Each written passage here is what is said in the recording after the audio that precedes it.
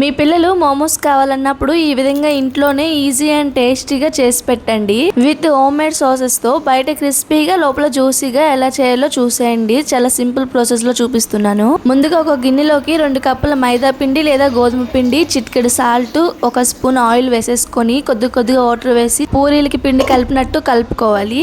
అలానే cabbage, carrots, capsicum, onions వీటన్నిటిని chop చేసేసుకొని పక్కన పెట్టేసుకోండి. చాపర్ లేకపోతే తురుముకొని కూడా పెట్టేసుకోవచ్చు.